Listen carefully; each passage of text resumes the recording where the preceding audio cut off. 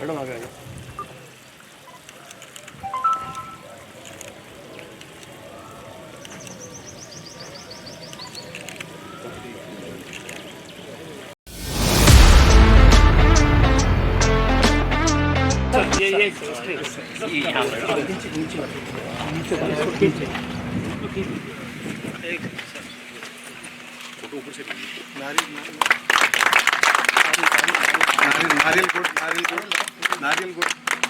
नारियल तोड़िए सर। हाँ अनिल थोड़ा अनिल जी अपने आप अनिल जी वो गुड गुड गुड वहीं पे हाँ लाइट सर हाँ सर मैं सर का मुंह सर आप sir sir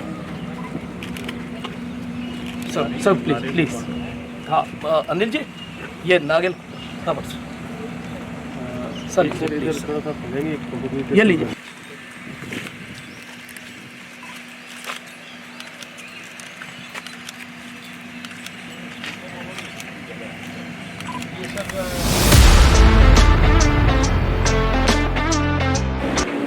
good morning everybody, सभी को नमस्कार। आज मैं बड़े हर्ष के साथ आप सबको सूचित कर रही हूँ कि आज विश्व मरु प्रसारण रोग दिवस के रूप में मुख्य अतिथि के रूप में ICFR के महानिदेशक श्री अरुण सिंह रावत, जो कि भारतीय वानिकी सेवा के 1986 बैच के झारखंड कैडेट ऑफिसर हैं, वो आज हमारे साथ ये दिवस मनाने के लिए उपस्थित हैं। मैं उनसे रिक्वेस्ट करती हूँ कि वो मंच पर साथ रहें। मेरे साथ ही मैं हमारे guest of honour Shri Hanumana Ram ji CCF Jodhpur, हमारे आपके के निदेशक श्री MR बालोच और DCR डॉक्टर तरुण कांत जी से भी आग्रह करूँगी कि वो मंच पर आकर स्थान लें।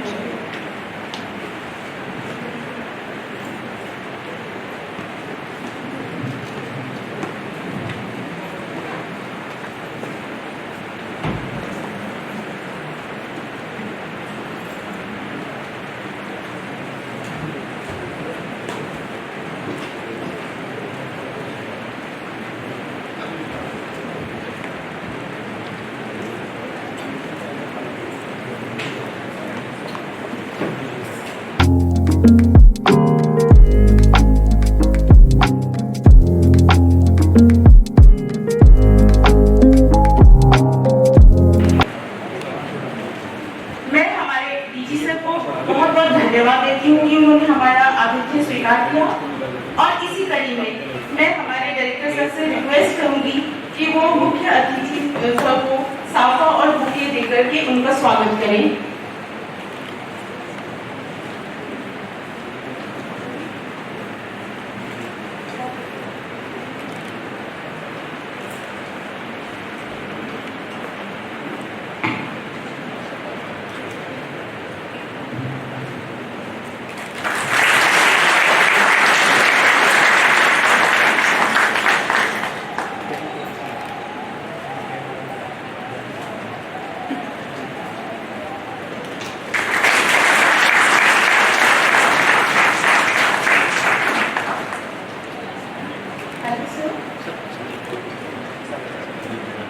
मैं रिक्वेस्ट करती हूँ हमारे GCR डॉक्टर तरुण कांत जी से कि वो साफा और फ्लावर बुके देकर हमारे guest of honour Shri Hanumana Ram ji का स्वागत करें।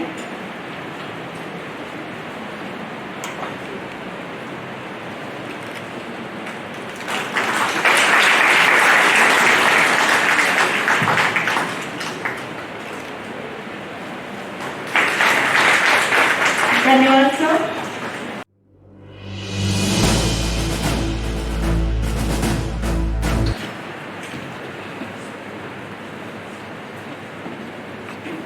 जल्दी दो थोड़ा सा।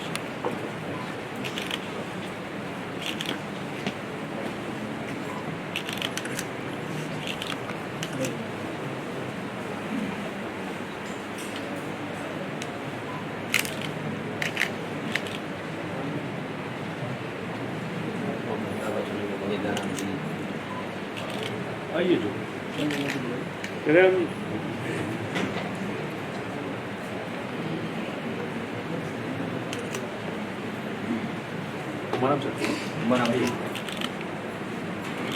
संविधान के सामने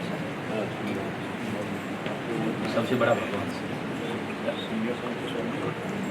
हेगड़े जी आइए, हेगड़े जी, हेगड़े जी। अरे अनीता आओ, अनीता आओ।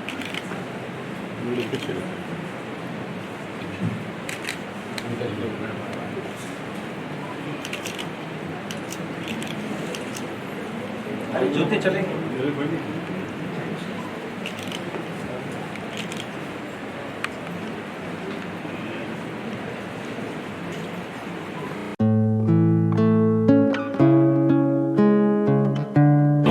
योग दिवस में ये होता है कि जो डिजर्टिफिकेशन है या मरुस्थलीकरण, मरुस्थलीकरण का अर्थ ये नहीं है कि रेत एक जगह से दूसरी चले जाए। मरुस्थलीकरण है का अर्थ ये है वैज्ञानिक भाषा में कि जो हमारी उपजाऊ भूमि है, वन की भूमि या कृषि भूमि, उसकी उपजाऊ खत्म हो जाए, उपजाऊपना खत्म हो जाए, उसकी जो फर्टिलिटी है कम हो जाए, उसमें उत्पादन कम हो जाए। कम किसके कारण होता है? वाटर इरोजन, सोइल इरोजन, पेड़ों की कटाई, वन्य जीवों की पोचिंग, इसके अलावा अवैध खेती करना, वहाँ घास है जो वहाँ से हटा देना, जैसे अपने राजस्थान में सेवन घास है लगभग खत्म हो रही है, खूब के पेड़ खत्म हो रहे हैं, कुंभट खत्म हो रहा है, गूगल खत्म हो रहा है, ये सब वनस्पति हटाना, या फिर एग्रीकल्चर भूमि में बहुत सारा केमिकल रसायन उपयोग में लाना, और उसकी भूमि की उर्वरता कम हो जाती है और उससे भूमि बिल्कुल कम प्रोडक्शन देती है। और अल्टीमेटली अगर ये डेजर्टिफिकेशन बढ़ता गया, डेजर्टिफिकेशन सिर्फ राजस्थान में नहीं होता, हिमालय में भी होता है, पहाड़ों में भी होता है, नदियों में भी होता है, पंजाब, हरियाणा, यूपी में भी होता है। भूमि का उपजाऊपना कम होना, भूमि की उर्वरता कम होनी, उसको मरुस्थलीकरण या डेजर्टिफिकेशन कहते हैं। उसको रोकने के लिए पूरा विश्व बहुत चिंतित है। क्यों? कि भारत की या पूरे विश्व की पॉपुलेशन बढ़ रही है, परंतु उनको खाने पीने के लिए अधिक उत्पादन चाहिए, परंतु भूमि अगर इनफर्टाइल हो जाएगी, उत्पादन कम हो जाएगा, भूमि की अकाल की अवस्था आ जाएगी, बहुत भयावह स्थिति हो जाएगी जो अभी श्रीलंका में चल रही है। अब हर कंट्री में ऐसा हो सकता है। तो भारत में जो कोविड हुआ था यहाँ दिल्ली में, जहाँ सब भी थे और हम लोग भी गए थे और माननीय प्रधानमंत्री ने उसका उद्घाटन किया था, उनके अनुसार 1918-19 तक भारत में डिग्रेडेड लैंड भूमि है वो 96.40 मिलियन हेक्टर थी। तो भारत सरकार ने एक निर्णय लिया है, माननीय प्रधानमंत्री जी ने, 26 मिलियन हेक्टर भूमि 2030 तक रिक्लेम करनी है, उसको ठीक करना है। उसमें ऑर्गेनिक मैटर देके, उसमें केमिकल न देके, उसमें पेड़ पौधे लगा के, ऑर्गेनिक खेती करके, जो भी उर्वरता बढ़ाने के जितने भी तरीके हैं वो तरीके अपना के 2030 तक 26 मिलियन हेक्टर भूमि को वापस पुनर्जीवित करना है। ये एक टारगेट है देश के सामने। और हमारे भारत में लगभग 68% भूमि डेजर्टिफिकेशन या ड्राई रीजन है, जहां बरसातें कम होती है, और 29 में से 26 ऐसे स्टेट हैं जहां डेजर्टिफिकेशन बहुत अधिक रफ्तार से बढ़ रहा है। तो वो आंकड़े थे। इसके अलावा हमारा जो प्रयास था, सैंड ड्यून स्टेबलाइजेशन वन विभाग करता है, आपने भी काफी काम किया है। अब ये जो अगर हम तोरण और गोचर बताएंगे, राजस्थान में रिकॉर्डेड वन भूमि 2% ही है, जबकि इंडिया का सबसे बड़ा स्टेट है, और हर गांव में 2-3 ओरण होते हैं। अरण्य का बिगड़ा हुआ रूप ओरण है, और वो किसी देवता को डेडिकेटेड होते हैं, और लोग पहले उसका बहुत अच्छा पालन करते थे। कोई वहाँ से लकड़ी नहीं काटेंगे, कोई वन्य जीव नहीं मारेंगे, ओवर ग्रेजिंग नहीं करेंगे। धीरे धीरे लोग क्या है, भौतिकवादी हो रहे हैं, लोगों की आस्थाएं कम हो रही है, और ओरण को नष्ट करना शुरू कर दिया। ओरण के नष्ट होने से जो हमारे यहाँ चिंकारे हैं, गोडाउन है, और जितने भी वन्य जीव मरुलोमड़ी है, वो धीरे धीरे सब खत्म होती जा रही है। कई तो चीज़ें नष्ट हो गई। गोडावण तो हनुमान जी बताएंगे, शायद पूरी वर्ल्ड में 200 बचे, 100 बचे जैसलमेर नेचर नेशनल पार्क। और अब इन्होंने एक आर्टिफिशियल उसको पुनर्जीवित करने का, अंडों को एकत्र करके लीचिंग करके कराने का प्रोग्राम चल रहा, काफ़ी सफल है। आशा करते हैं कुछ होगा। तो ये सब चीज़ें हैं जो वन विभाग, पर्यावरण विद, NGO, आप भी जैसे कादरी जैसे संस्थान ये थोड़ा थोड़ा अपना योगदान देके कर रहे हैं, पर तो जब तक इसमें पब्लिक शामिल नहीं होगी तो ये वनस्पतिकरण नहीं रुकेगा।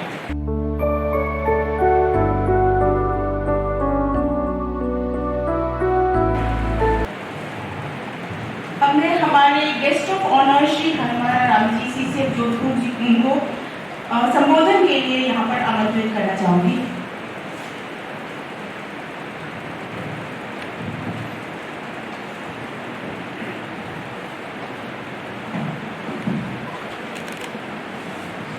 अब मैं बात करता हूँ डेजर्टिफिकेशन की।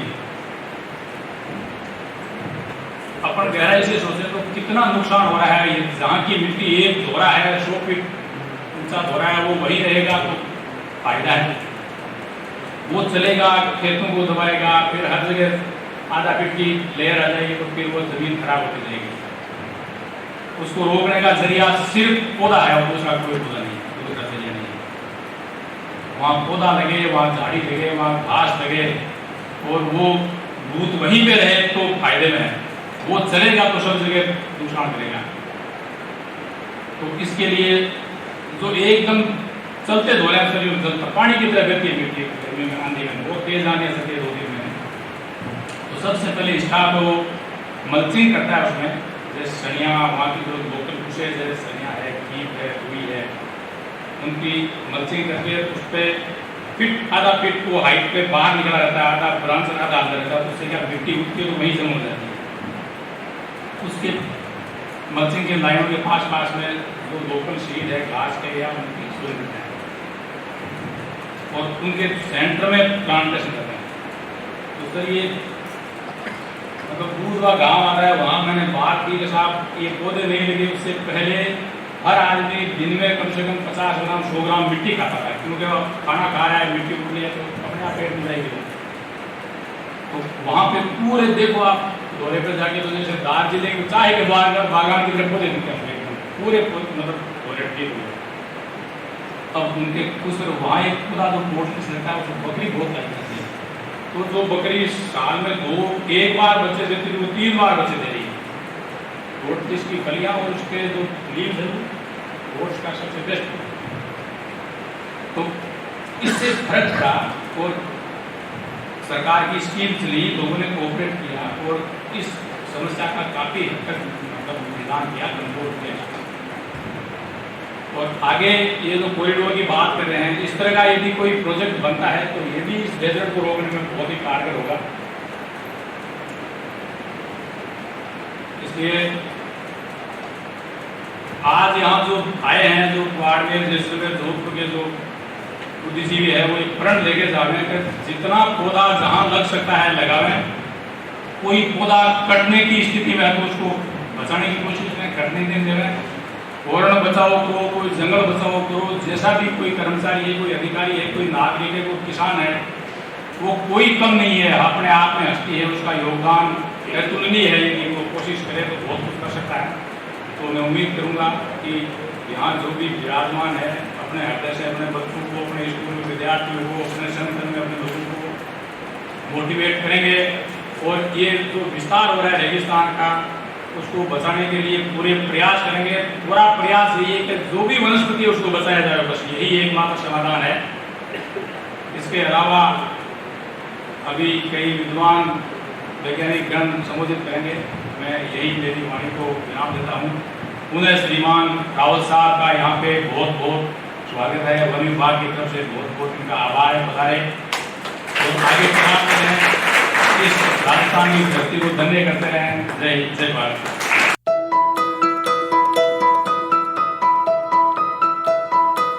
और इस अवसर पर मैं हमारे group coordinator research doctor Tarun Kant को combating desertification, overview, intervention and future outlook पर उनकी प्रेजेंटेशन के लिए आमंत्रित करती हूँ। Thank you, Dr. Savita. Honorable Director General Sir, Director Hafni, all the learned delegates, NGOs, representatives from SFDs, farmers, and my dear friends. In fact, today, 17 June 2020, we are celebrating World Day to combat desertification and drought, and it's really a memorable day for us that at AFRI, Honorable Director General Sir, ICFRE is with us today to grace this occasion, so we really feel privileged by your presence. I'll be talking about combating desertification, overview, interventions and future outlook. And मैं आपको बताना चाहूँगा कि ये एक मेरे लिए बहुत डिफिकल्ट काम है because I feel very humbled and very small in front of all the people sitting here.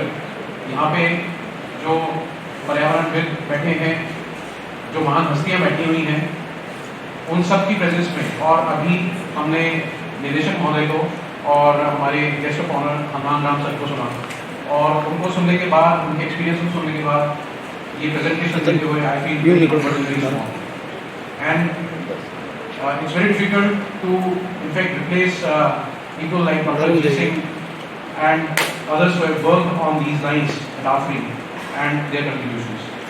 So I start with these words that I try to sum up some of the statistics as well as a little reflection on what AFRI has done. AFRI ने अभी तक जो कुछ काम किया है और आगे क्या संभावनाएं हैं, उसके ऊपर थोड़ा मैं प्रकाश डालने की कोशिश करूँगा.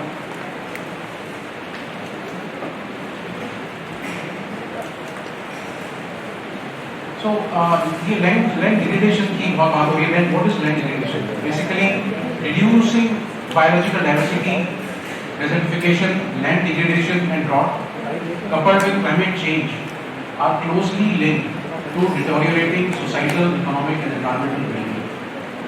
और इसी की वजह से the term LDN has come to the surface and जो लैंड डिग्रेडेशन की बात है और लैंड डिग्रेडेशन को कैसे न्यूट्रल बनाया जाए, उसके लिए हमें जो दो सबसे महत्वपूर्ण बातें ध्यान में रखनी है और जिसके ऊपर सारी संभावनाएं हमारी नींव रखी हुई है, वो है लैंड प्रोडक्टिविटी एंड रेजिलियंस को सिक्योर करना एंड साथ में land degradation and desertification needs इनको to be कॉम्बैटेड.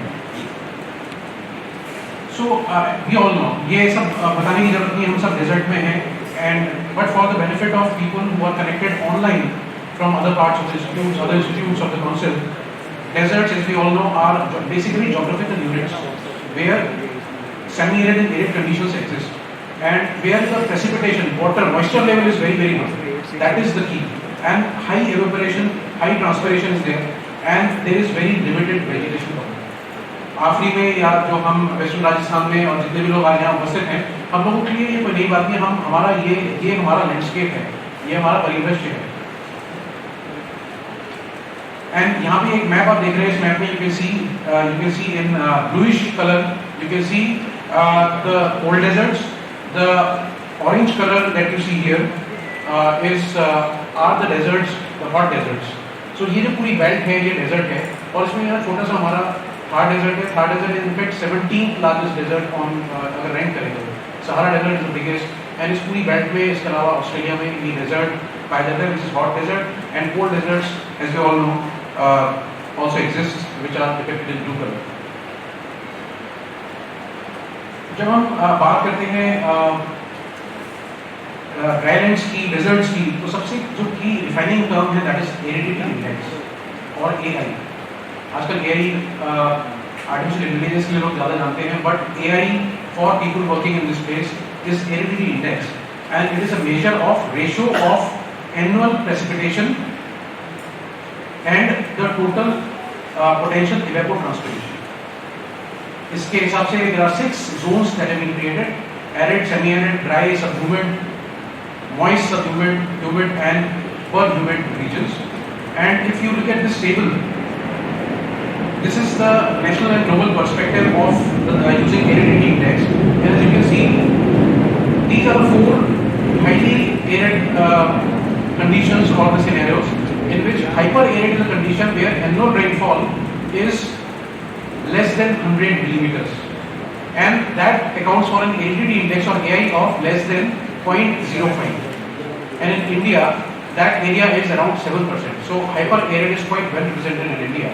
And the arid region is where 100 to 500 millimeter of annual rainfall is there, with an aridity index of 0.05 to 2, and this area is also 7. So total arid, hyper arid and arid together make up 7%, And then the next is semi-arid, where rainfall is substantially a little bit higher, up to 850 millimeters. And this together constitutes around 50%. Hyper-arid, arid and semi-arid. And globally also, if we look at the figures, around 1.7% of the population lives in hyper-arid region, 4.1% in arid, and 14.4% in the semi-arid regions. This is just a representation of my last slide. You can see this map here. This is basically based on the world map showing vulnerability of regions to desertification by color code. And as you can see, these are basically the regions which are already very serious. These are deserts. So, I mean, there is no further scope of further desertification, but the fringe areas which are marked in red are the ones where the spread of the desert is taking place, and there is a probable chance that if interventions are not there, things will spread further. And similarly, there is another map showing the grey areas are the deserts, existing deserts. The green ones are the ones which are quite safe and not vulnerable or moderately vulnerable. The red ones are the ones which are the areas which we have to work so that the spreading doesn't take place. Besides the restoration of these areas, we also have to work on these areas where we have to check further spread of desertification. And it is basically the indiscriminate destruction of forests and woodlands, as we all know. And it is not just the natural causes, but largely accelerated by the human interventions, which is resulting in the spread of the desert, as we all know. Another map where we have the extent of land degradation in terms of soil degradation, and the reasons are water erosion, wind erosion, chemical deterioration, there are physical deterioration, then there is also severe degradation. So you can see different color codings here, and it represents the same picture in different forms. Same map, same regions, but different aspects are being shown here. Now coming from the world scenario, let us narrow down to the Great Indian Desert, that is our own, the Thar Desert. Also, the word Thar is derived from the word Thar. So the Thar Desert is also referred to as the Great Indian Desert, and it is more than 2 lakh square kilometers of area, and it, in fact, part of it lies in India and part in Pakistan, and 85% of this in fact is in India, 15% in Pakistan, and the states of Rajasthan particularly 60% accounts for it.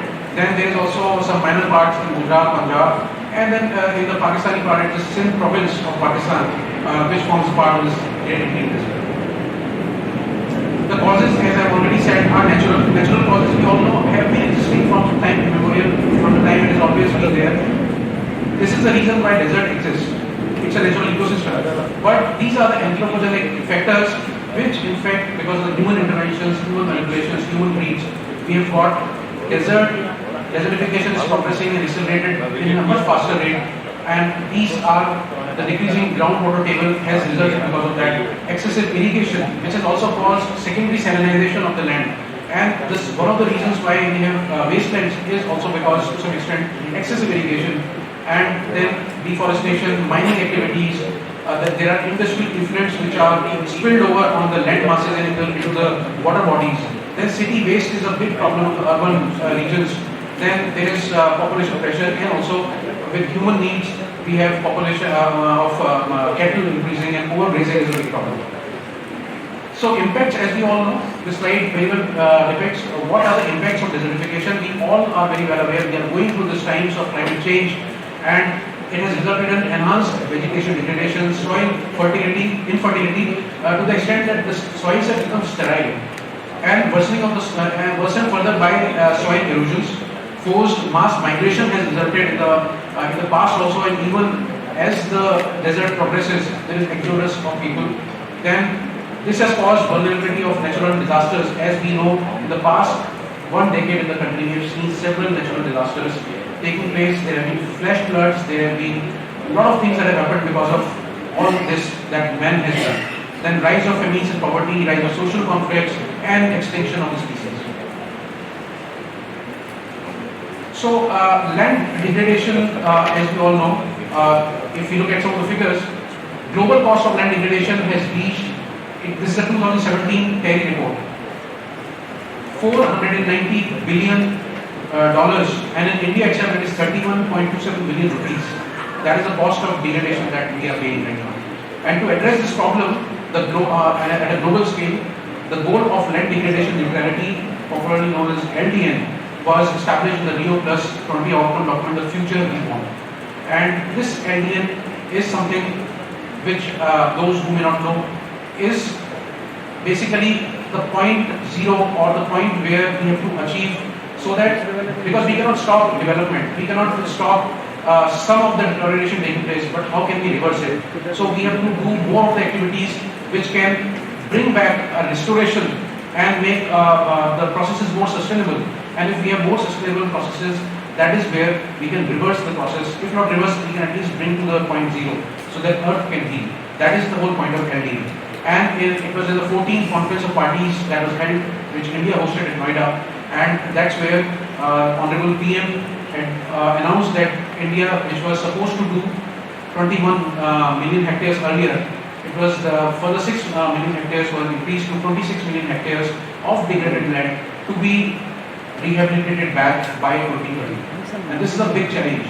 We all know and we all are working towards it in some small manners, and it's a combined responsibility of all of us to, in fact, help achieve these targets.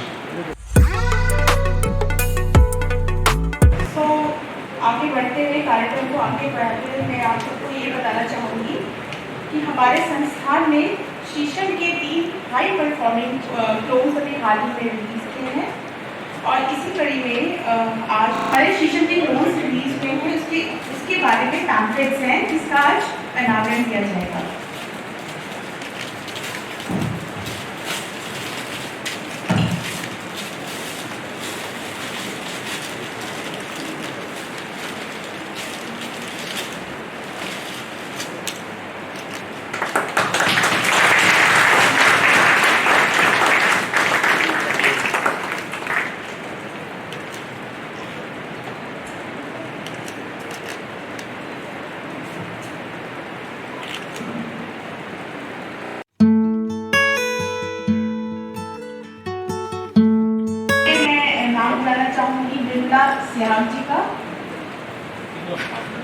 Vimla Sihag जी, माली देवी और सुमन चौधरी जी।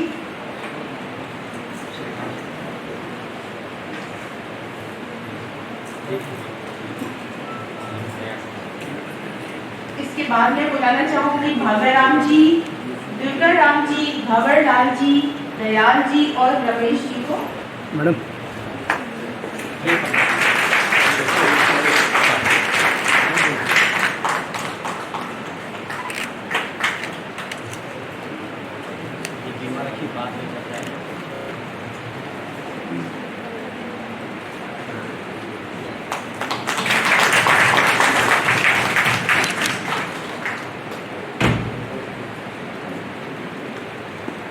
सुमन जी,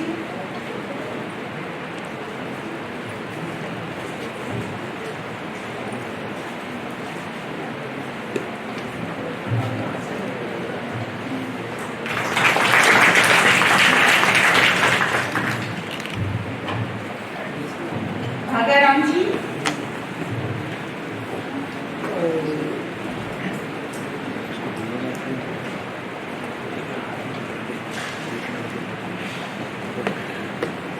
इसको वापस ले जाना भी तो है।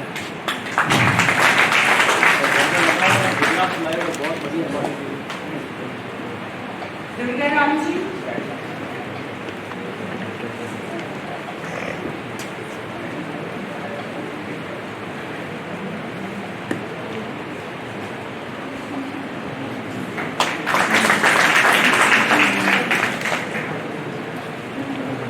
भंवर लाल जी,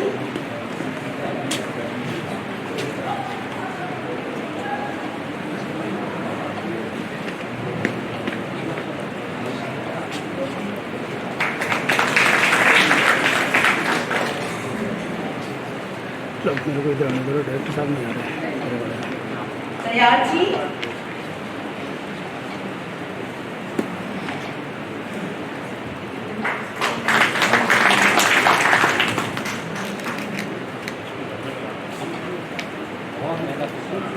रमेश जी,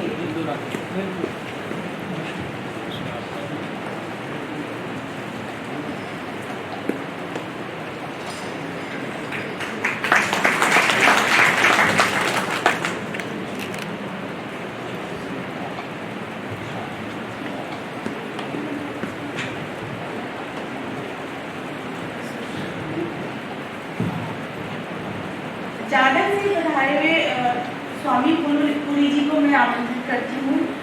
उनको भी हम ये शीशम के फूल और नीम पत्ती खाद देना चाहते हैं। आश्रम में लगा जार्डन आश्रम।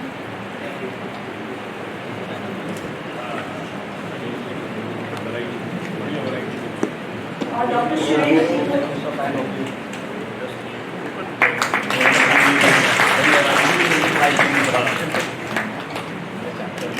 डॉक्टर सुरेश जी दोनों आइए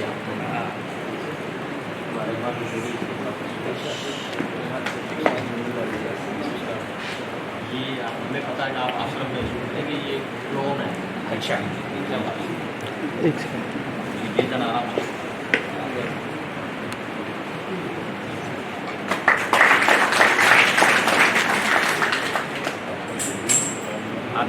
धन्यवाद सर।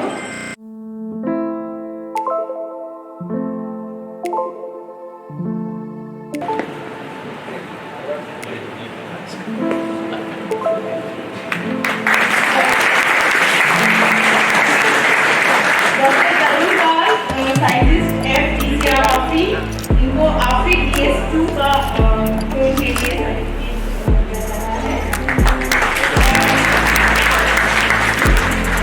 डॉक्टर माहेश्वर जी हेगड़े जी PI है इस प्रोजेक्ट के साइंटिस्ट FSM डिवीजन के, इनको आफरी DS4 का सर्टिफिकेट दिया जा रहा है। इसके साथ ही मैं आपको बताऊंगी कि हमारे इस टीम को, हमारे इस काम को शुरुआत करने वाले जो गाइडिंग लाइट जो इस टीम के थे, एक अहम मेंबर थे late Shri CSJK Emmanuel sir, वो आज हमारे बीच नहीं है, लेकिन ये पेड़ हमेशा उनकी जो रिफ्लेक्शन ऑफ उनके काम का जो है हमें हमेशा याद दिला करेगा। आज हमारे बीच में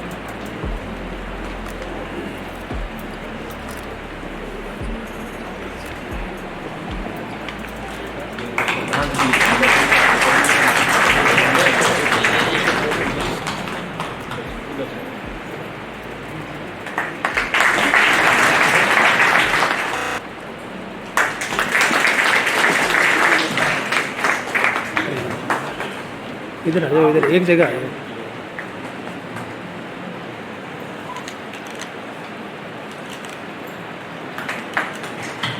आनाराम जी,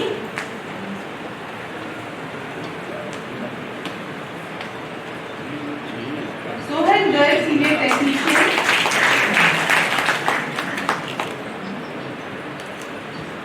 Ashok Kumar Parmar senior technician GTI division.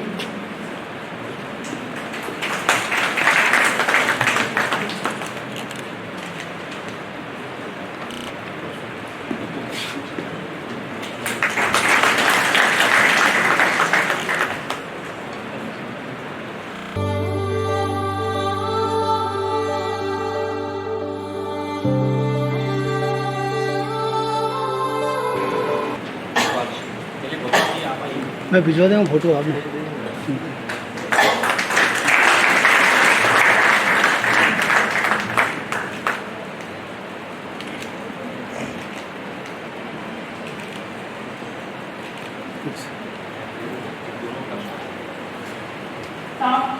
Shri Sumesh Singh Bhati Sawant जी,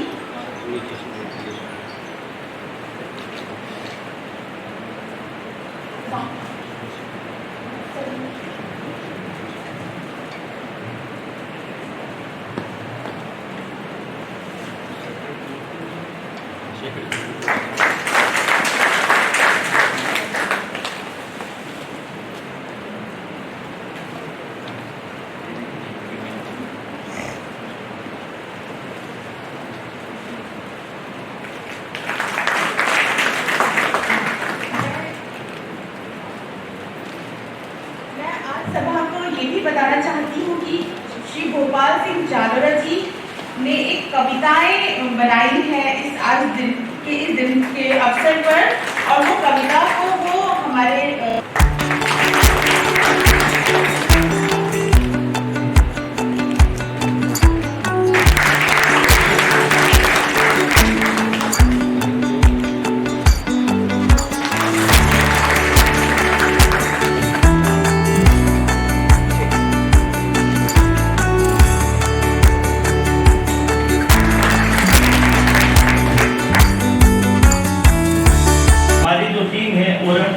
ओरण टीम पिछले काफी सालों से ओरण के लिए प्रयास कर रही है।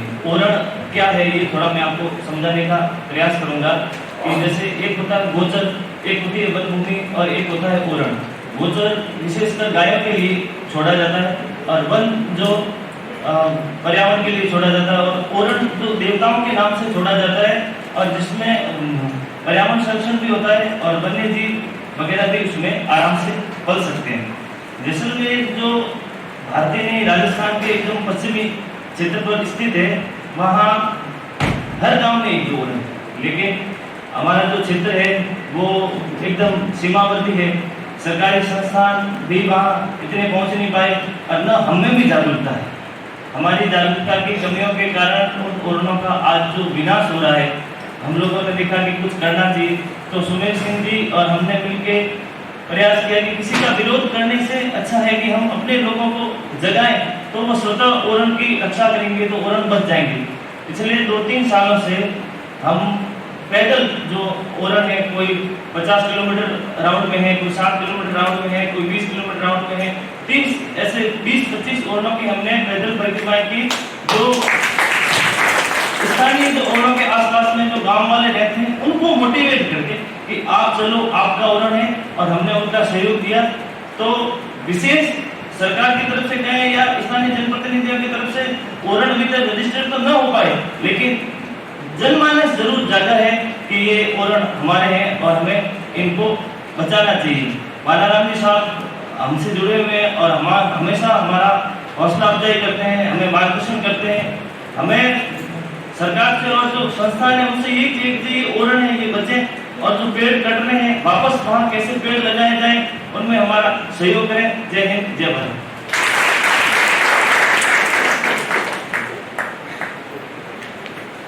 सुमेर सिंह भाटी जी।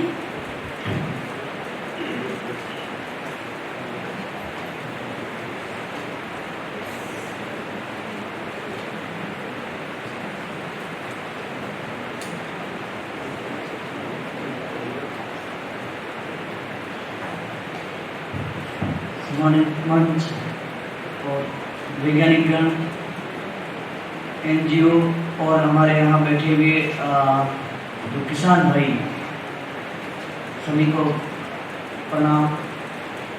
और मैं तो शब्द ओरण की जो हमने गोपाल ने जो कविता जो है आपके समझ बताना चाहता हूँ। ओरण की अग्नि जली माँ देख रहा है कि प्रांगण से जो एक जैसलमेर के अंदर देख रहे मंदिर है, वहाँ से हमने एक जो इस पर्यावरण और ओरण को बचाने की जो हमने एक मुहिम छेड़ी थी वो वहाँ से शुरू हुई थी।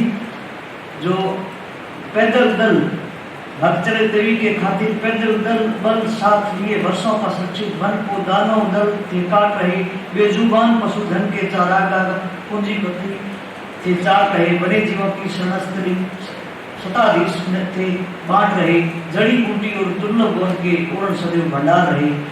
जो वहाँ मैं संक्षिप्त में आपको बताता हूँ कि ये चीजें जो जड़ी बूटी आज नहीं, आज से हजारों साल हर गांव के अंदर छोटे मोटे वन क्षेत्र, चाहे ओरण हो, देवभूमि हो, बनी हो, ये चीजें संक्षिप्त चली आ रही है। और उसको धीरे धीरे अब जो अपन इस काल में देख रहे हैं, आज के युग में देख रहे हैं, जो प्रगति हो रही है, बहुत अच्छा है। देश डेवलपमेंट हो रहा है, हमें भी ये बड़ी खुशी है कि वास्तव में हिंदुस्तान डेवलपमेंट हो रहा है। लेकिन उसमें कुछ कमियां ये रही है कि डेवलपमेंट के वैज्ञानिकरण की तरीके से नहीं हो रहा है। अंधाधुंध होने के कारण आज अपन उस चीज को कुछ विनाश की ओर भी इसमें हो रहा है। जैसे पर्यावरण को देखा जाए तो पेड़ पौधों को जिस जगह जो चीजें विकास की स्तर से किए जाने चाहिए वो नहीं हो रही है, जहाँ विनाश हो रहा है। तो इसको जैसे पेड़ है, पेड़ पनपता है तो उसमें कितनी टाइम लगती है। एक पौधा लगाने में तो लगा तो अपन देते हैं, लेकिन उसमें फोटो खिंचवा देते हैं, वो फोटो तक ही सीमित रहता है, लेकिन उसको पनपाने में, पानी पिलाने में और उसमें बड़ा करने में बहुत टाइम लगती है। और काटने में टाइम नहीं लगती है। काटने में पहले कुल्हाड़ी से काटता था, आज की मशीन आई है जो हाथों हाथ कट जाती है। तो ये बहुत बड़ी मुश्किल का काम है। इसमें सभी को जागरूक करने के लिए हमने एक आज 5 साल से 2017 से हमने शुरू की थी कि जैसलमेर एक पश्चिमी इलाका है राजस्थान का, उसमें हमारा वन विभाग का बहुत बड़ा सहयोग भी रहा, जो उसके बचाने में हर टाइम मुझे पूरी सहयोग रहा है। और हम ये जो वहाँ से शुरू किया था कि इसको कैसे बचाया जाए, तो किसी जहाँ जगह कोई अतिक्रमण हो रहा है, चाहे जो जंगल है, ओरण है, उसमें अतिक्रमण हो रहा है, तो उसको किसी ने लड़ाई तो कर नहीं सकते थे। तो उन सबको ये बताया कि ये पूर्वजों ने इसमें कुछ सोच समझ के रखा है, क्योंकि इसमें अपना पशुधन भी सुरक्षित रहेगा, अपना जलवायु भी सुरक्षित रहेगा और पर्यावरण भी सुरक्षित रहेगा। जहाँ बड़े बड़े शहरों में आप देखते हैं जहाँ उनको हवा लेने के लिए बहुत तकलीफ हो रही है, और ये अपन खुले जंगल, आसमान और खेतों में बैठे हैं, तो यहाँ अपने को हर चीज मिलती है, सब चीज मिलती है। पेड़ पौधों से क्या नहीं मिलता है, खेतड़ी से जो केर सांगरी है, आज राजस्थान का केर सांगरी पूरे हिंदुस्तान नहीं पूरे वर्ल्ड में फेमस है। और वो कहाँ से जाता है, इन ओरणों से और इन जंगलों से जाता है, जहाँ से अपने ये वन क्षेत्र से जाता है। तो ये चीजें आने वाली पीढ़ी के लिए अगर आज अपन संरक्षित नहीं कर सकेंगे, ये जीवन है, जीवन काल तो अंत होना तय है। एक दिन ऐसा आएगा जब अपन वापस चले जाएंगे, जहाँ से आए उस जगह जाएंगे, लेकिन ऐसा करके जाए, ऐसी निष्ठा अगर अपन एक दृढ़ दिलचस्पी लेकर के जाए कि हम ऐसी चीज करके जाए जो आने वाली पीढ़ी के लिए उस जगह सुरक्षित रह सके। मैं सभी मेरे से सम्मानित मैं सभी से यही कहना चाहता हूँ कि अपने जो हर जगह जो छोटी सी जगह है, जितना भी अपना योगदान दे सके तो उतनी जगह बचा करके उसको सुरक्षित वन क्षेत्र बनाया, चाहे उसको कुछ भी नाम दे करके उतना जगह आप पर्यावरण के लिए दीजिए, तो ये चीजें बहुत बड़ी आगे आने वाली पीढ़ी के लिए सुविधा रहेगी। जय हिंद, जय भारत।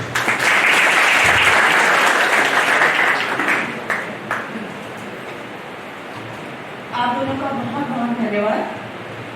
अब मैं कुछ हमारे बीच पधारे हुए कुछ कृषकों को अपने एक्सपीरियंस शेयरिंग के लिए यहाँ पर आमंत्रित करना चाहूँगी, और इसमें सबसे पहले मैं बुलाना चाहूँगी श्रीमती विमला सिंह जी को।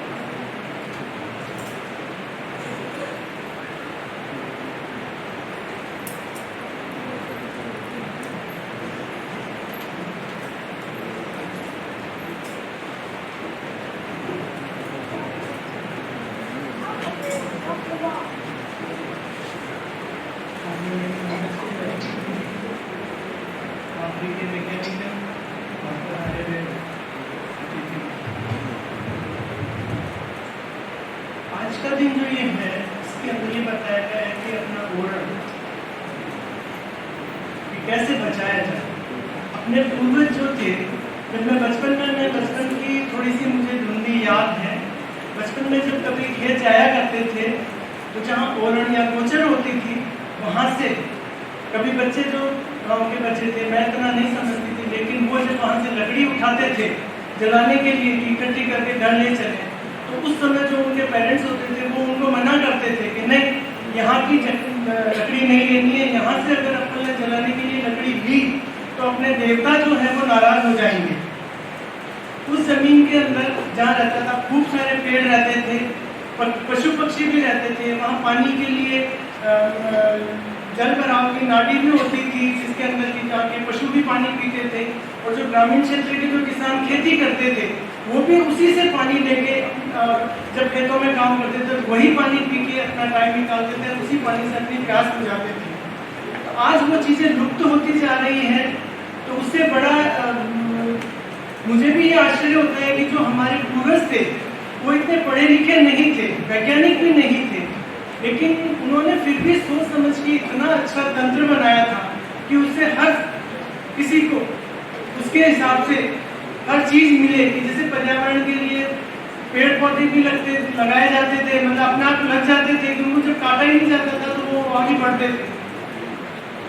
रही बात मेरी, जब मैंने खेती नहीं की थी शुरुआत से, लेकिन जब खेती की तरफ रुझान बढ़ा तो मैंने भी अपने खेत में पक्के पेड़ लगाए, और उसके बाद ये तय किया कि नहीं, जो लगा दिया है वो लगा दिया है, उसको काटूंगी नहीं। और उसके बाद लगाना शुरू किया, और मेरे साथ जो महिला किसान हैं उनको भी मोटिवेट किया कि नहीं, अपने खेत की बाड़ पर पक्के पौधे लगाओ, क्योंकि जो आज का समय है, वर्षा का कोई समय निर्धारित नहीं है, जलवायु परिवर्तन में अगर खेती में समय पर बारिश नहीं होती है तो आपको क्या उससे मिलेगा? कुछ नहीं मिलेगा। इसकी बजाय अगर आप खेत की मेड़ पे पौधे लगाते हैं, अगर सांगरी का भी लगाते हैं, कुमट का भी लगाते हैं या गोंदे के लगाते हैं, तो उससे कुछ तो आय मिलेगी कि जो खेत में नहीं मिल रहा है वो उन पेड़ों से मिलेगा। दूसरा, हमारा पर्यावरण भी उससे स्वच्छ होगा। पेड़ों को लगाने से हम किसानों को भी फायदा होता है और पर्यावरण के लिए भी फायदा होता है।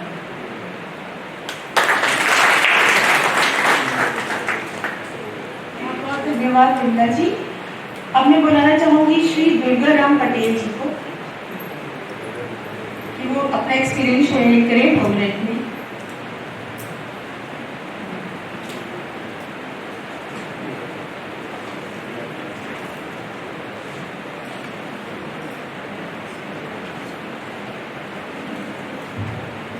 दीक्षित साहब, एक साहब और मोहन राव ने आपके निष्ठा और किसान अपन आज सूचित दिवस मनावना सपन मीटिंग राखी भाई धरती माते पेड़ दी भाई धावना 5 साल था लेवल 3 महीने है। आज मई में 50 डिग्री तापमान जो 6 साल सपन 78 डिग्री करी ना आपने खत्म है। और आप हर किसान तो आ शपथ लेने जाओला हर क्षेत्र मैं 15-15 मीटर एक खेजड़ी और एक बोड़ी पेड़ लगाओला। बोड़ी और खेजड़ी 5 साल वो अपने मतलब आमदनी हरु करती बेटा रे 25 भर पड़ा उन्हें कमान गई हुई उन्हें मन वही तो नहीं।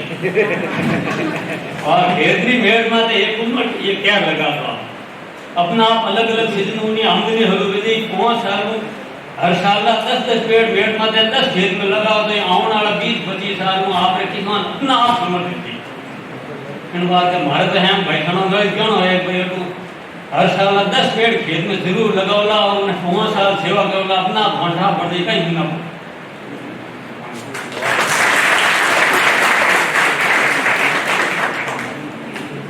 बहुत बहुत धन्यवाद। मैं अब प्रसन्नपुरी जी को बुलाना चाहूँगी।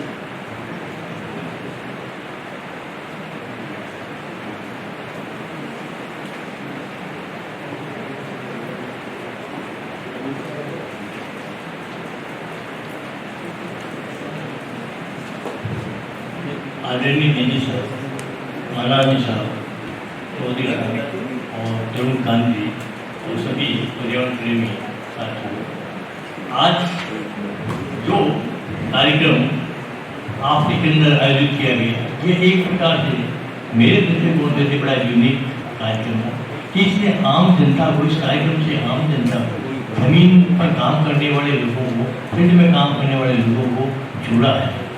ये आपकी जितनी भी योजनाएं चल रहे हैं उनको जमीन पर उतारने का काम तो सक्सेसफुली ये किसान भाई पर्यावरण प्रेमी ये करते हैं।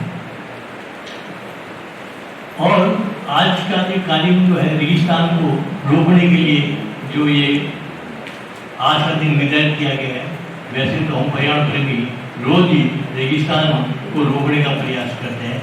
24 जो है 12 महीना हमारे लिए तो ये चाहे पर्यावरण दिवस है चाहे वनवादी की दिवस है हम उसके अंदर लगे रहते हैं। हमारी संस्था ने भी मेहरानगढ़ की जो मैरन लैंड है जो ज्वालामुखी के लावे से निकली हुई जहाँ पर 1 इंच मिट्टी नहीं है वहाँ पर हमने पिछले 37-38 सालों से एक ग्रीन बेल्ट तैयार किया है। और जहाँ पर पहले पुराने ज़माने में हमारे बड़े बताते थे कि पतंग जानवर आते थे, जंगली जानवर थे, वो सब थे और बिल्कुल ही समाप्त हो गए। और तो अब इन सारे सालों में जो हरियाली आई है इस हरियाली से जो पहाड़ियाँ हैं वो हरी हुई, साथ ही साथ तो पानी का जो है वो संरक्षण भी हुआ है। जो वाइल्ड लाइफ चली गई थी वो वापस पुनः आनी शुरू हो गई है। मैं तो मेरा अभी हर्बल पार्क में वन विभाग का मैं शुक्रगुजार हूँ कि इन्होंने हमारे को 7 हेक्टेयर जमीन जो है दी है देवगुरबन खंड के अंदर। वो हमने पिछले जो है 10-11 सालों के अंदर 2,500 वृक्ष लगाए हैं। जो इसमें अधिकांश जड़ी बूटियाँ जो मारवाड़ में लुप्त होने वाली वनस्पति है उनको हमने लगाने का प्रयास किया है। और वहाँ पर जो है आज वृक्ष तो बड़े हो गए हैं, उनसे जो बीज इत्यादि प्राप्त होते हैं हम आप को भी देते हैं, वन विभाग को भी देते हैं, कटे भर के बीज देते हैं ताकि उन वापिस जो उनके पौधे तैयार हो सके। तो इस प्रकार मेरा तो आप सब लोगों से ही अनुरोध है, विशेष करके आप तो विज्ञानी बोल तो सब जानते हैं, और इन जो हमारे पर्यावरण प्रेमी और कृषि बंधु है कि ज़्यादा से ज़्यादा हम पेड़ लगाएंगे। पेड़ ही जो है हमारा जीवन रक्षक है, हमारा जीवन दाता है। क्योंकि पेड़ के बाद तो आपने जो है जो अभी जो बीमारी जो आई थी जिसके अंदर ऑक्सीजन के सिलेंडर के लिए मारामारी हो रही थी, और ये पेड़ जो है वो निःशुल्क जो है वो ऑक्सीजन प्राणवायु प्रदान करता है। तो जहाँ भी हम रहे आज पेड़ ही लगाए, जो प्रकृति कार्य है उस रेट को उतारें और जो है प्राणवायु जोन बनाने का प्रयास करें। और आपने मुझे बुलाया, बोलने का अवसर दिया, इसके लिए आपका हार्दिक धन्यवाद।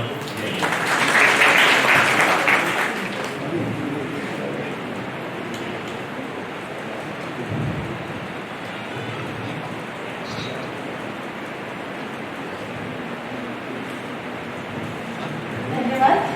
अब मैं आमंत्रित करना चाहूंगी जार्डन से पधारने हुए स्वामी फूल गुरु जी।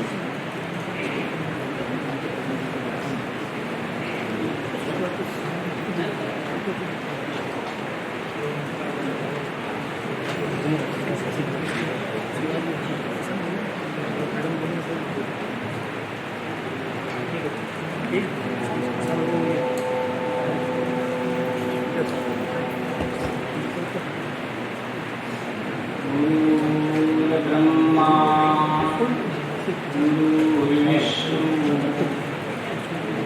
देवो महेश्वर गुरुर्साक्षात् परब्रह्म तस्मै श्री गुरुवे नमः। मनसा से विराजित आखिरी के डायरेक्टर साहब, मनसासेन इस कार्यक्रम की शोभा बढ़ाने के लिए पधारे हुए सज्जन निदेशक के साथ पास विराजमान एवं इस कार्यक्रम के समस्त गुलाब के फूल की तरह महक देने वाले सभी सज्जन, आप सभी को परमपिता परमेश्वर एवं गुरु महाराज महेश्वरानंद जी महाराज का आशीर्वाद। सज्जनों, बड़ी प्रसन्नता होती है कि आप जैसे प्रकृति प्रेमी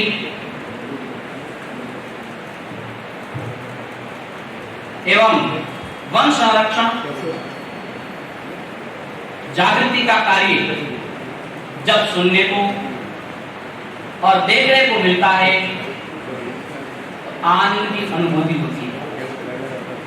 कुछ दिन पूर्व बालोद साहब ने अपने गुरुदेव विश्व गुरु महामंडलेश्वर स्वामी महेश्वरानंद जी महाराज को आमंत्रित किए थे। आप यहाँ पधार करके आशीर्वाद देके गए। उसी रोज हम यहाँ उपस्थित हुए थे और बालोद साहब को तो मैं परमात्मा से प्रार्थना करता हूँ कि आपको परमात्मा वो शक्ति दे जो हमारा पूरा राजस्थान हम रंगीला कहते हैं, इसको बहुरंगीय बनाया जाए।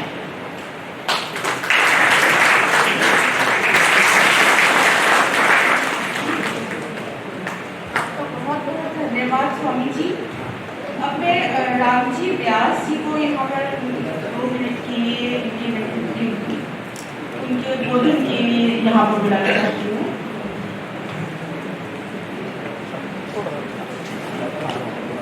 ठीक सर।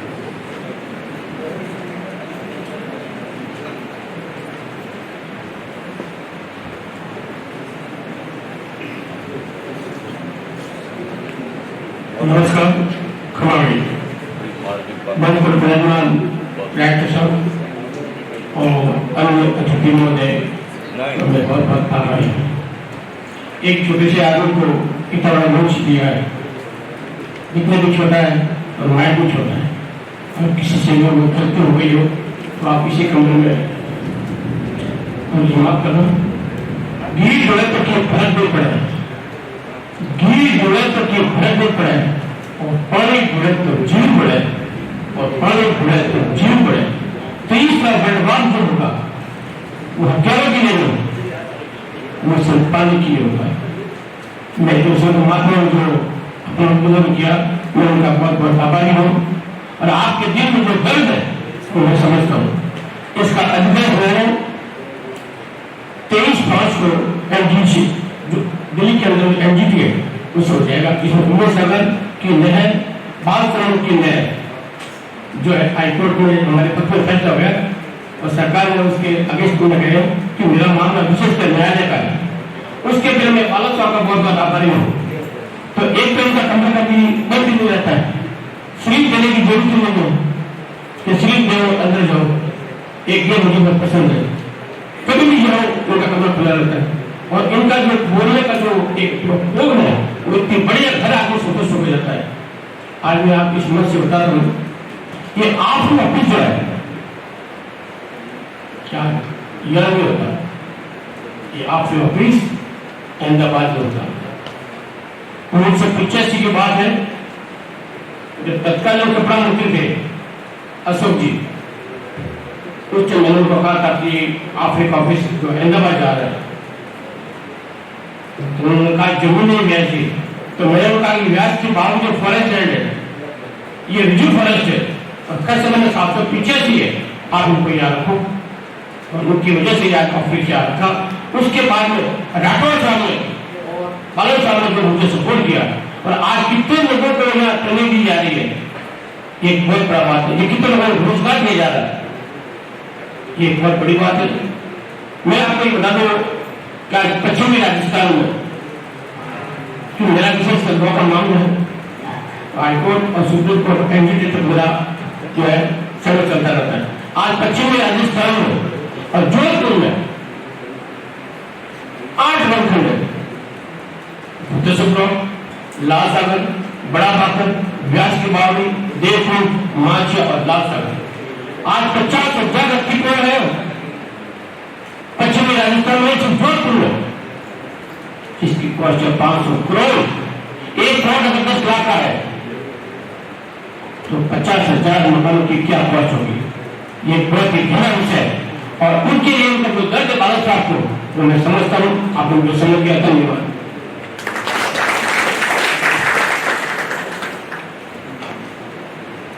धन्यवाद। अब मैं अगले वक्ता के रूप में मैं Umar Ram ji, director CCF Rajasthan forest department, मैं इनको यहाँ पर आमंत्रित करना चाहूँगी मंच पर। मना तो खूब किया था लेकिन राम जी क्यों कहीं करो हाथ अटे तो छोड़ो। चेत चेत रे चेत मानिका भाई मानिका भाई रे आ कुदरत के कहीं रे चेत मानिका भाई रे। क्या बात है, पसंद चेत पूरी गर्दन आगे ना। चेत चेत रे चेत मानिका भाई रे मानिका भाई रे आ कुदरत के कहीं रे चेत मानिका भाई रे। पूरा सुनना चाहते हो? पूरा सुनना चाहते हो क्या? इधर से परमिशन दिलाओ, सिर्फ 2 लाइन के लिए। कहा था मैंने 2 गान तो ताली बजाओ।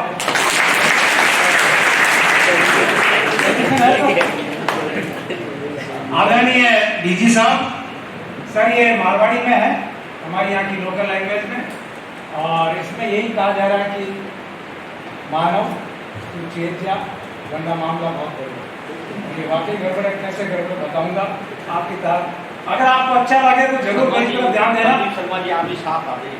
नहीं सर, इसके बाद में ठीक है। परमारथिरो रूखिड़ो, पेट बहुत परमार्थी होता है। परमारथिरो, जिसको जाना पहले चला जाए, बीच हाथ जोड़ता हूँ मैं। परमारथ बीच में डिस्टर्ब मत करना। परमारथिरो रूखिड़ो ने क्यों मानिको गावे, क्यों काटता है?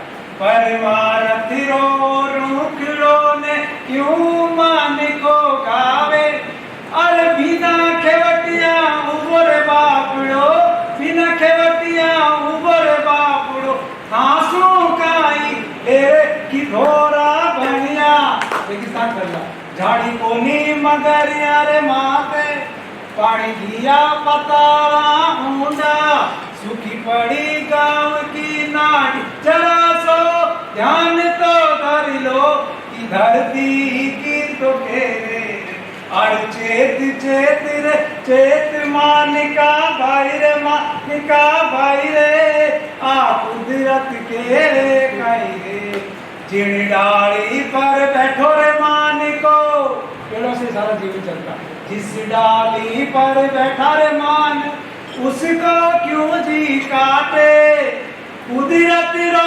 अनमोल खजानो कुदरत रो अनमोल खजानो बिना भी कर लुटे कि घोरा बन गया झाड़ी कोनी मगर यार माते और दिया पता सूखी पड़ी गाँव की ना जरा सो ध्यान तो धर लो कि धरती की तो घेरे और चेत चेत रे चेत मान खा भाई रे मान खा भाई रे आ कुदरत के काई रे आगे अंतरा है आपका ध्यान चाहूंगा साहब पेड़ को कुल्हाड़ी से इतना बड़ा घाव करके तब कटता साहब आपको छोटा सा चीरा लगता है तो चिल्लाते हो और उस पेड़ को इतना बड़ा घाव करके कुल्हाड़ी से काट कर तब जाके वो कहीं कटता और आपको कुछ नहीं कहता है हजारों साल तक आपके काम आता है इससे बड़ी कोई देना तो मुझे बताना आखिरी अंदर आपका ध्यान चाहूंगा मैं कभी तो नहीं हूँ लेकिन ये गीत मैंने लिखा और कई मंचों पे गाया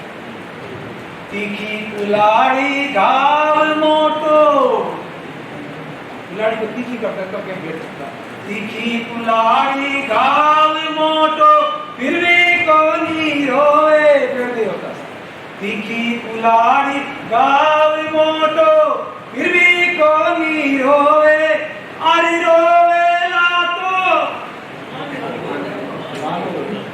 अरे रोवे ला तो मन कोरे पेड़ चदेनी होई तीखी कुल्हाड़ी घाव मोटो फिर भी कोनी रोए अरे रोवे ला तो मन कोरे पेड़ चदेनी होई कि घोरा बन गया झाड़ी कोनी मगर यार माते पानी गिरा पताड़ा ऊंडा सूखी पड़ी गांव की ना जरा सो ध्यान तो धर लो कि धरती की तो फेरे चेत चेत रे चेत मान का भाई रे मान का भाई रे आ कुदरत के काई रे तू चेत मान का भाई रे बेचे तो डायरेक्ट सब रे बेचे तो सगाई भाई रे तू चेत मान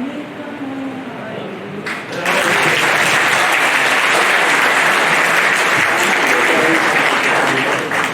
बहुत धन्यवाद साहब मैं थोड़ी बहुत साइकिल चलाता हूँ ज़्यादा नहीं 25-30 किलोमीटर चलाता हूँ कभी 80 तक चला जाता हूँ ज़्यादा नहीं चला मैं कल साइकिल चलाने गया था बस रोया नहीं आप देखिए क्या कर रहे हैं हम लोग आप अपनी सड़क के किनारे देखिए जो भी बेकार चीज़ हम काटते जा रहे हैं मैं करीब 2 घंटा घूमा मैंने एक बार तो साइकिल में फेंक दो कि क्या कर रहे हैं हम लोग कितनी जो भी चीज आप इसको किए जा रहे हैं फेंके जा ये जितना भी डेजर्टिफिकेशन जो हो रहा है जो भी पर्यावरण का विनाश हो रहा है ये मैं कर रहा हूँ कौन कर रहा है नहीं बोला था ये मैं कर रहा हूँ और जिस दिन समझ में आ जाएगी ये चीज मैं कर रहा हूँ पर्यावरण बच जाएगा बहुत बहुत धन्यवाद थैंक यू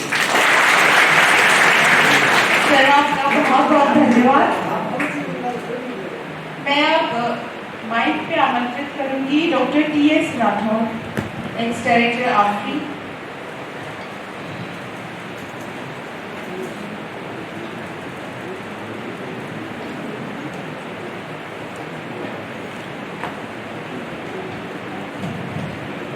आज 2017 में मेरा रिटायरमेंट हुआ और मेरे दिमाग में एक आइडिया था कि क्यों नहीं एक ऐसा काम किया जाए जिससे साइंस को हम सोसाइटी तक ले जा सकें। उसके लिए मेरे पास में 2 ऑप्शन थे। एक ऑप्शन ये था कि लाइफ माइंडेड साइंटिस्ट हैं उनका एक NGO बनाया और एनजीओ के माध्यम से हम इस एक्टिविटीज को agriculture, horticulture, forestry, animal husbandry, इन सब को हम गाँव तक जाएं और बताएं कि क्या state of the art knowledge है, उसका यूज करें। उनकी समाओ हमारा एफर्ट ज़्यादा आगे नहीं बढ़ पाया, तो मैंने डिसाइड किया क्यों नहीं ऐसा काम किया जाए जो मेरी हॉबी भी है, एक्सपर्टीज भी है और मेरा नेटवर्क भी लोगों के साथ में बहुत बढ़िया चल। तो मैंने एक जमीन पाली डिस्ट्रिक्ट में फीमेल एक जगह है रानी के पास में वहाँ खरीदी। वो जमीन बेसिकली प्रोग्रेस जूलिप द्वारा से कंप्लीट इन्वेंटेड, कुछ नहीं था उसमें। शुरू में मैं उसका PhD और न्यूट्रेंट लेवल का स्टडी नहीं किया। मेरे पड़ोसी अफ्रीकी एक ड्राइवर थे, उन्होंने की थी। वो बड़ा कॉन्फिडेंट था कि जमीन बहुत अच्छी है, पानी बहुत बढ़िया है। पानी मैंने भी देखा कि 40 लीटर पानी, 2 मशीनें चल रही है, पानी नहीं टूटता है, तो बंदा नहीं है। तो मैंने डिसाइड किया कि ये जगह मोस्ट सूटेबल है, पानी ही मोस्ट प्रीशियस। जमीन को हम चेंज कर सकते हैं लेकिन पानी कहाँ से? हमने जमीन खरीद ली और जुलाई का महीना 2018 का था, उसमें बारिश बहुत हुई। मेरा प्रोजेक्ट उसी साल से स्टार्ट। पहला मेरा मिशन था कि जब तक आप मॉडल तैयार नहीं करोगे आपकी बातों पे कोई विश्वास नहीं। आपको खुद को अपने फार्म पे डेवलप करके बताना पड़ेगा लोगों को, ये नहीं। तो मैंने कई सारे एक्सपेरिमेंट किए। बाउंड्री में सबसे पहले कुमट को लिया। कुमट भी 2 तरह के, इजरायली कुमट भी और नाइजीरियन और इंडियन, दोनों प्रोविडेंसेस का यूज किया। नाइजीरियन की ग्रोथ थोड़ी ज़्यादा होती है। कुमट आप सब जानते हैं, कुमट से गुण भी बनता है, केव कुमट सांगरी में भी यूज होता है। और मोस्ट इम्पोर्टेंट है कि ये बायोफेंसिंग और सेल्फ डिफेंस के लिए बहुत हो जाता है। इससे बढ़िया सुटेबल हमारे तो इसकी हमने बाउंड्री बनाई। उसके बाद में सेकेंड लाइन में हमने चंदन और कैरी इन दोनों का लाइन प्लांटिंग किया। उसके बाद में ब्लॉक बना दिए। उन ब्लॉक में नींबू में हमारा कागजी नींबू है, उसके बाद में थाई नींबू है, संतरा है, मौसमी है, आम है और इसके अलावा अनार है, ड्रैगन फ्रूट है, कई सारी चीजें हैं। हमारे एक्सपेरिमेंट में कुछ चीजें फेल हुई। कारण ये था जब मैंने सोई और मिट्टी का टेस्ट किया तो मालूम चला कि मिट्टी है उसका pH 9.2। इलेक्ट्रिकल कंडक्टिविटी पानी की मोर देन 2, सोइल की इससे ठीक थी। न्यूट्रिएंट में आयरन और जिंक की डेफिशिएंसी और सोइल है वो वॉश आउट हुई, इट मीन्स डिग्रेडेड सोइल। तो हमने साइंटिफिक एडॉप्शन किया। टोटल साइंटिफिक एडॉप्शन का मतलब ये है कि हमने organic fertiliser, compost, vermi compost, bio fertiliser और इसके साथ में बायोगैस, इन चीज़ों का यूज किया। सोइल का अमेंडमेंट किया, जिप्सम का यूज किया और सर्वाइवल रेट मेरे प्लांट का पहले ही प्लांटिंग में बाउंड्री मोर देन 90%। अनफॉर्चुनेटली हमें ज़्यादा थोड़े और एम्बिशियस हो गए, सोचा कि इनकम को कैसे बढ़ाएं। ये मॉडल भी हम तैयार करते हैं।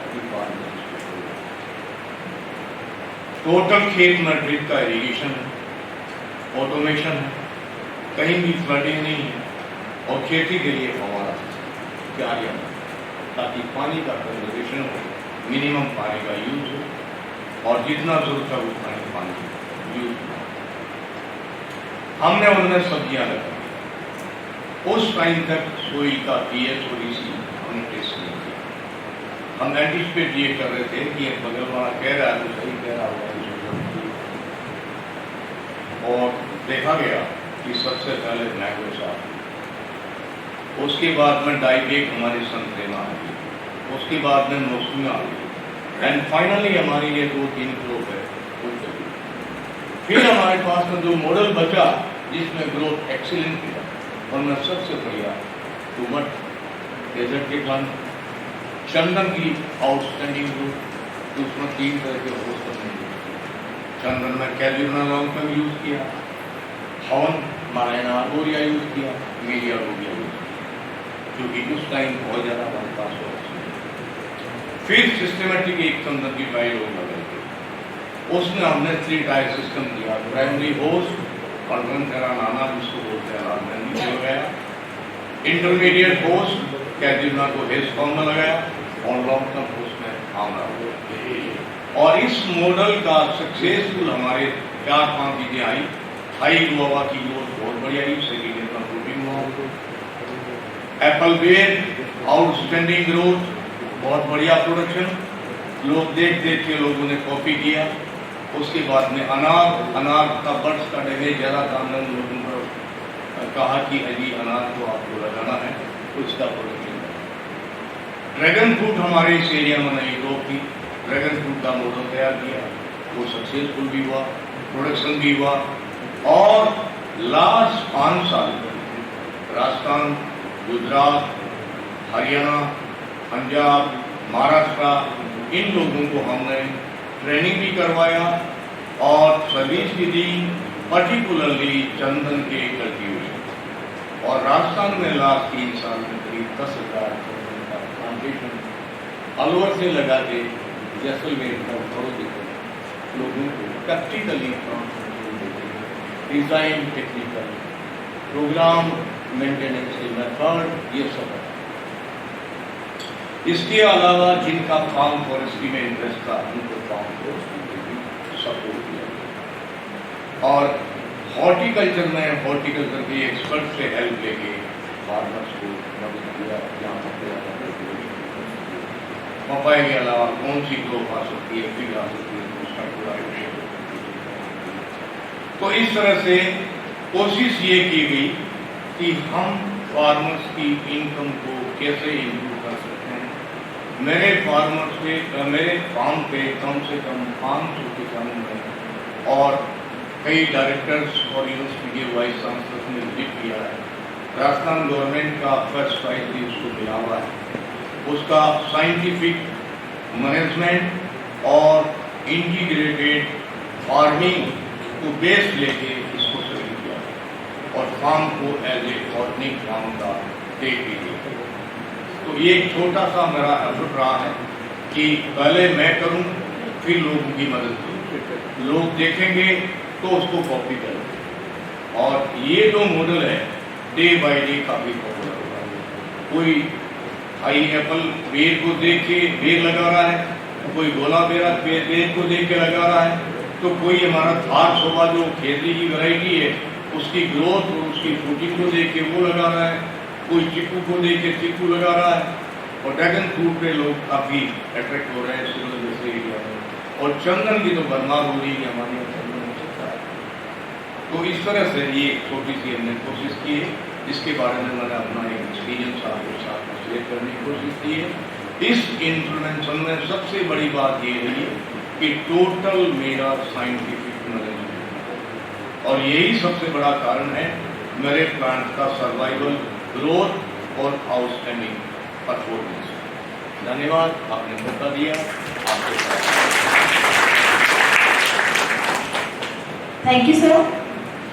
अब मैं प्रदीप शर्मा जी को स्टेज पर आमंत्रित करना चाहूँगी, लेकिन उसके पहले मैं आपको ये बताना चाहती हूँ कि जो अभी हमने उमाराम सर से जो गाना सुना था वो उनके फेसबुक और यूट्यूब पेज पे भी है। इसलिए अगर किसी को और भी सुनना है तो आप उनके पेज पर जाकर वो सुन सकते हैं। और अब मैं प्रदीप शर्मा जी को आमंत्रित करती हूँ। एक सिंगर गया, एक और आ गया।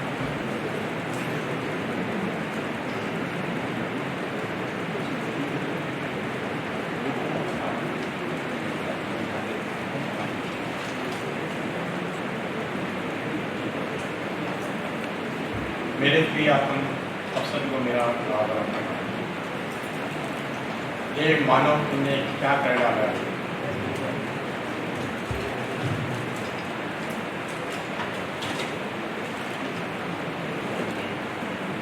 ये मानव तूने क्या कर डाला रे, ये मानव तूने क्या कर डाला रे। काट दिए तूने सारे जंगल, अरे काट दिए तूने सारे जंगल, दिया नदियों को नाला, नष्ट कर दिए जीव जंतु, हवा को कर दिया जहरीला रे, हे मानव तूने क्या कर डाला रे, हे मानव तूने क्या कर डाला रे। अरे बांट दिया तूने धरती माँ को, अरे बांट दिया तूने धरती माँ को, सीमाओं में उसको बांधा, ना छोड़ा आकाश को तूने, उसका भी बन गया रखवाला। हे मानव तूने क्या कर डाला रे, हे मानव तूने क्या कर डाला रे।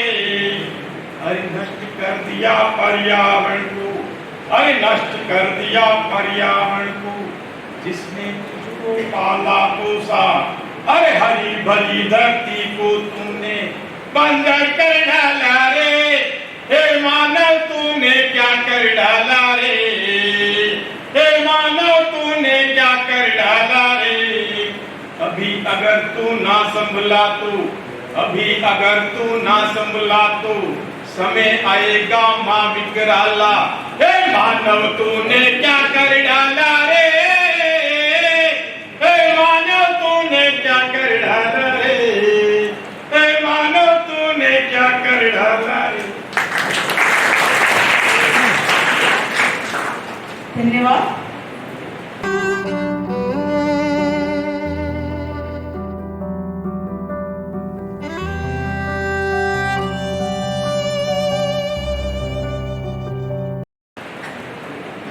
और अब मैं आमंत्रित करती हूँ हमारे आज के मुख्य अतिथि महानिदेशक ICFI को उनके उद्बोधन के लिए।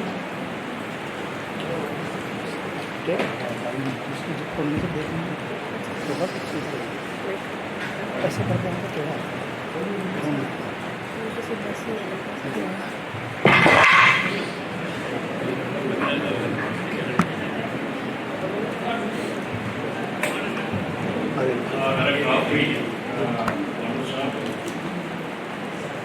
CCF and I go to नाम the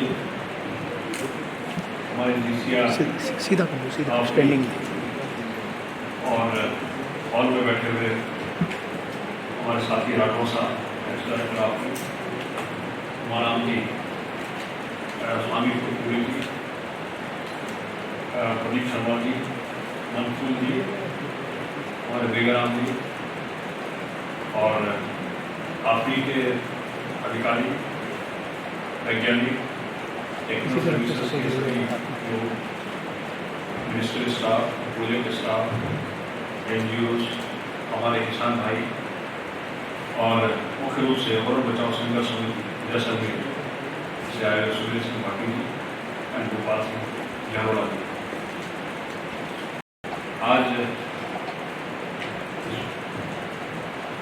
world day to combat desertification of and drought लोगों का जो एक बड़ा इम्पोर्टेंट दिन है, इस अवसर पर मुझे आप ही में आने का मौका मिला और आप जैसे पर्यावरण की लगातार पर्यावरण को बचाने के लिए संघर्ष कर रहे हैं, निरंतर प्रयास कर रहे हैं, आप सबसे मुझे मिलने का सौभाग्य प्राप्त हुआ।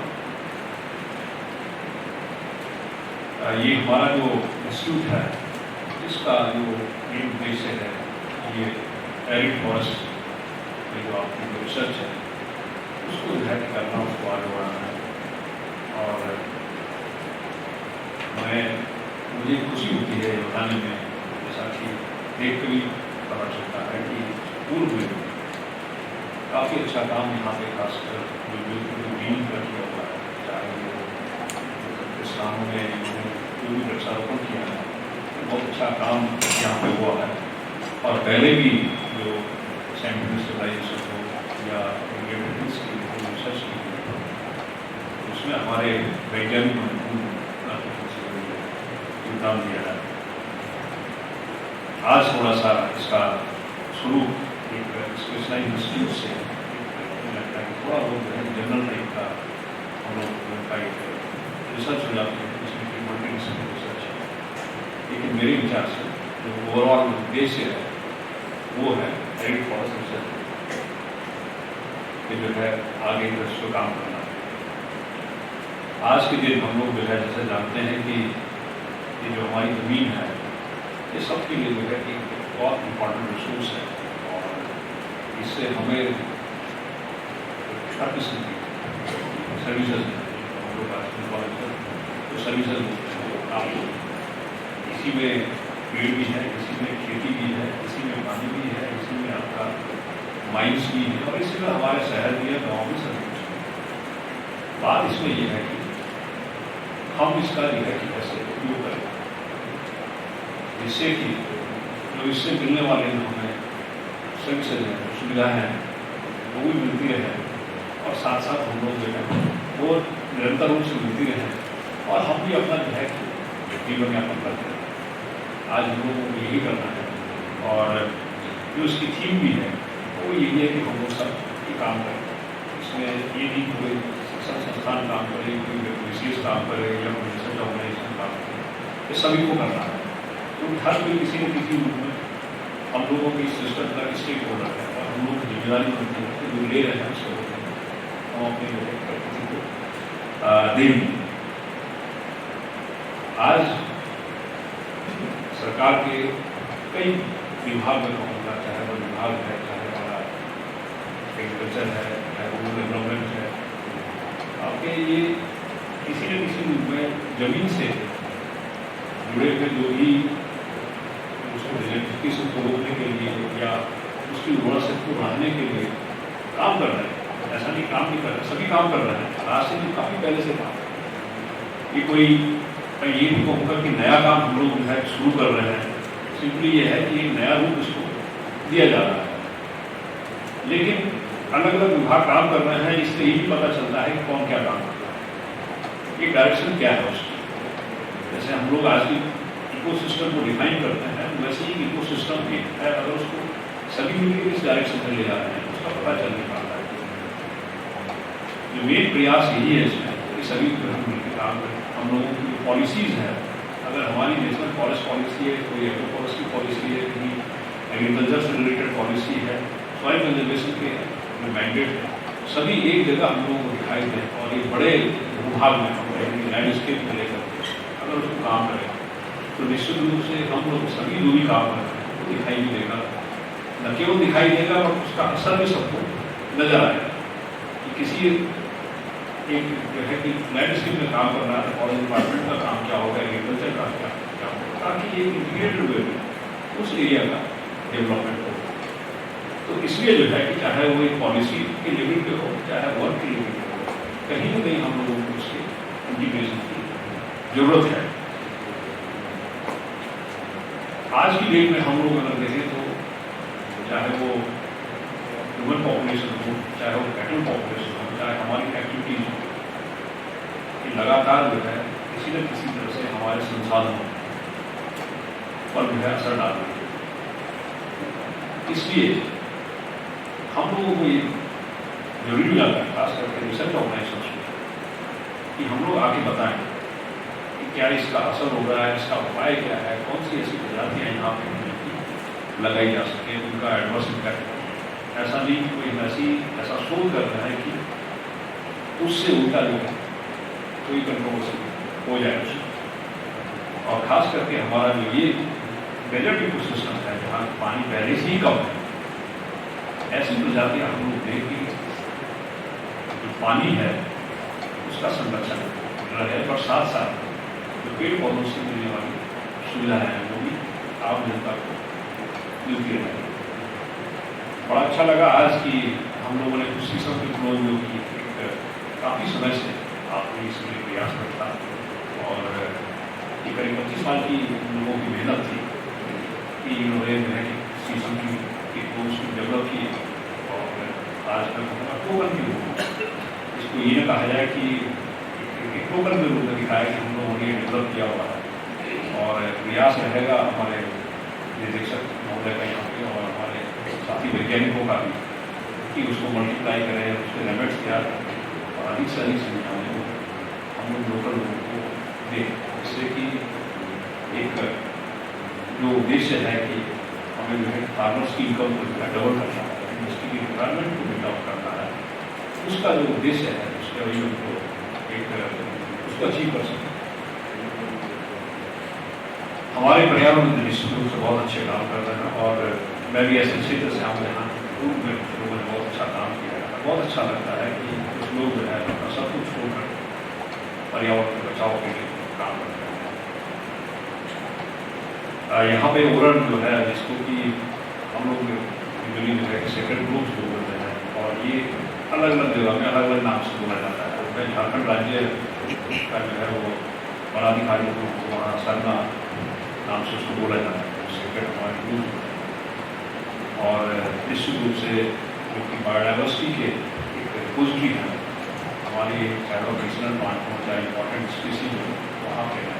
और आज की डेट में उनका पर्पज न केवल जो इकोलॉजिकल सर्विसेज देना है बट हमारे लिए वो रेफरेंस पॉइंट भी है खास करके वैज्ञानिकों में कि हम लोग ये अंदाजा लगा सकते हैं कि देखिए पहले वेजिटेशन यहाँ क्या और आज यहाँ कैसे चेंज हो रहा है। तो उसको हम लोगों को वैज्ञानिकों को भी रेफरेंस पॉइंट लेकर जरूर चलना चाहिए। और वेजिटेशन चेंजेस जो हो रहे हैं वो अगर हम उरण को एक रेफरेंस पॉइंट लेके करें तो एक बहुत अच्छा हम लोग यहाँ पे शोध कर सकते हैं खास करके कैसे समय के साथ साथ चाहे वो एंथ्रोपोजेनिक प्रश्न हो चाहे वो क्लाइमेट की वजह से हो कैसे ये चीज़ें ला रहे हैं। इसके लिए हम लोग जो है कि उसमें काम करें जिससे कि न केवल जो है कि उरण का महत्व केवल वही लोग जो इसमें लगे हुए हैं वही दिखाएं बट हम वैज्ञानिक भी दिखाएं कि उरण का क्या महत्व है साइंटिफिकली उसको दिखाएं हम लोग जिससे कि जो हम लोगों के जो साथी जो इस काम में लगे हुए हैं उनके प्रयासों को और भी बल मिलेगा।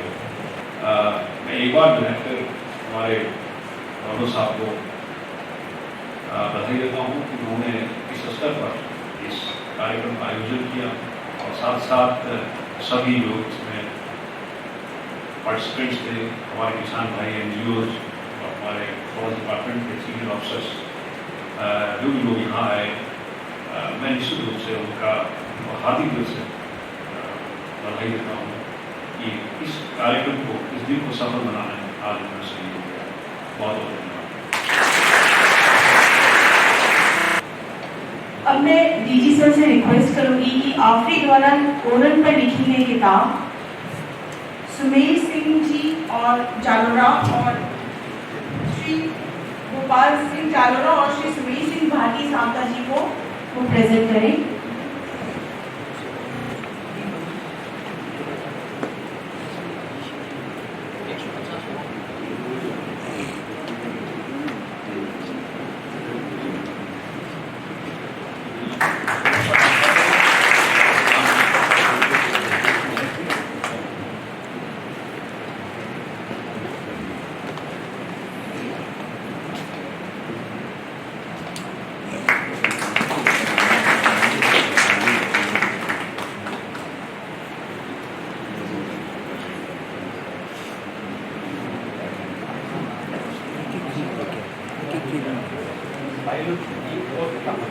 चलिए सरकारी काम है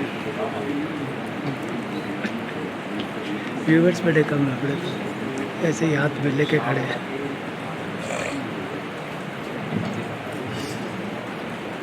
सर से रिक्वेस्ट करूंगी कि ये पट्टू इन्हें उड़ाकर इनका स्वागत करें। Sumer Singh ji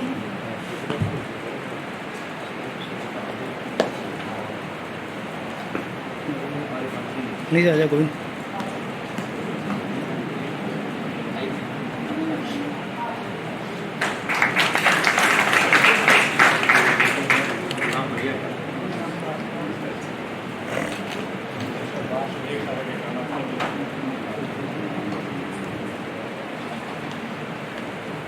thank you sir. अब मैं रिक्वेस्ट करूंगी हमारे डायरेक्टर सर से कि वो हमारे आज के चीफ गेस्ट हमारे डीजी सर को एक टोकन ऑफ रिस्पेक्ट के रूप में मेमेंटो प्रेजेंट करें।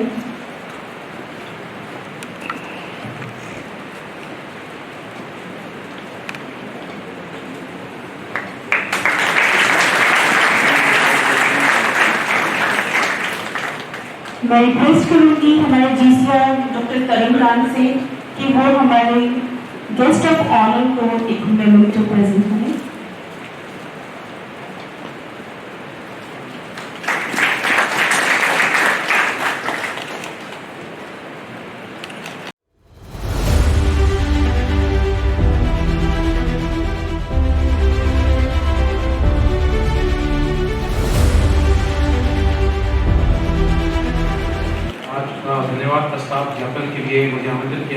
बहुत सौभाग्यशाली और गर्वान्वित महसूस कर रहा हूँ।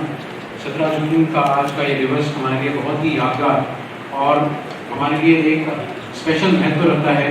ये हिस्टोरिक दिन है जब हमारे महानिदेशक महोदय हमारे बीच आज उपस्थित हैं और हम सबके बीच उन्होंने भी हमें काफ़ी दिशा निर्देशित किया और हमें बताया कि कैसे हमें आगे अपना फ्यूचर तय करना है।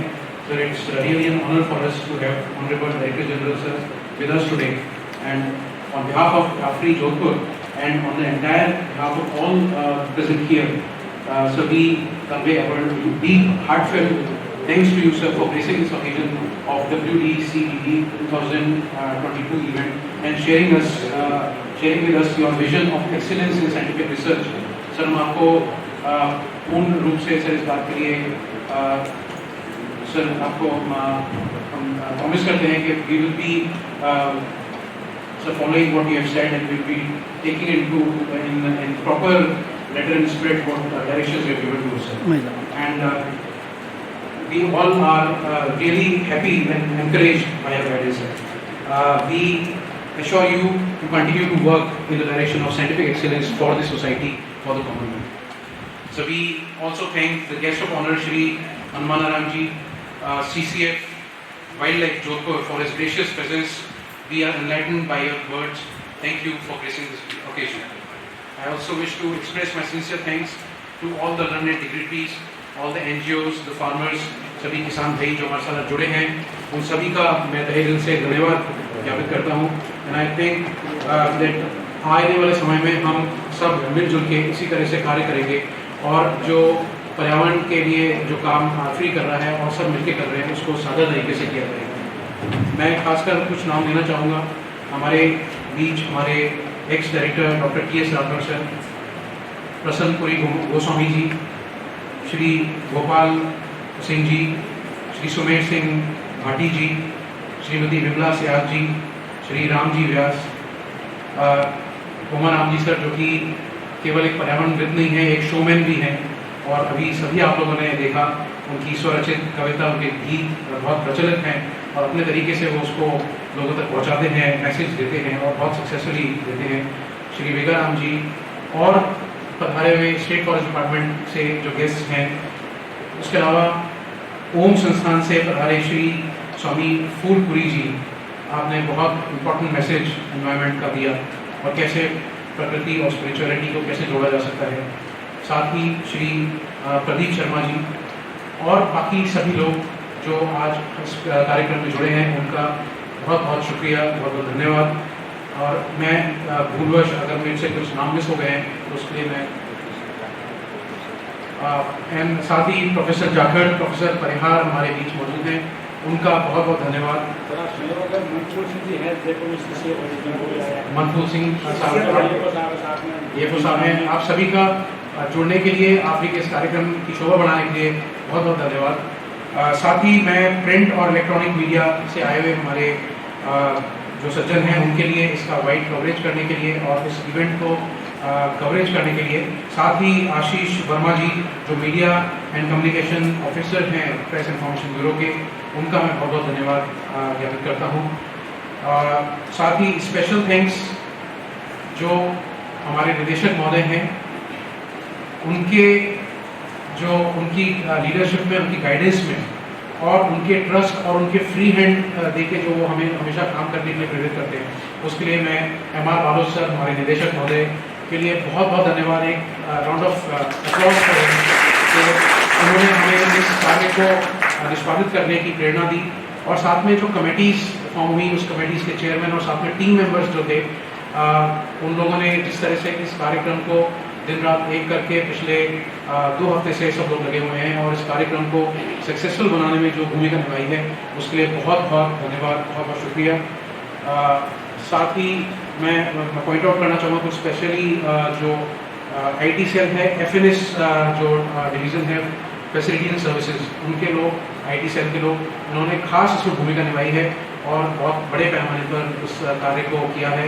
छोटे छोटे कार्य हैं बट वो एक कड़ी बन के एक सक्सेसफुल इवेंट की एक फाउंडेशन रखते हैं। साथ ही वंस अगेन मैं हमारे chief guest honourable director general sir का एंड सारे डिस्टिंग्विश्ड असेंबलेज जो यहाँ है ऑगस्ट गैदरिंग का बहुत बहुत धन्यवाद देना चाहूँगा। Thank you. Low photo low photo Anuj photo ले सामने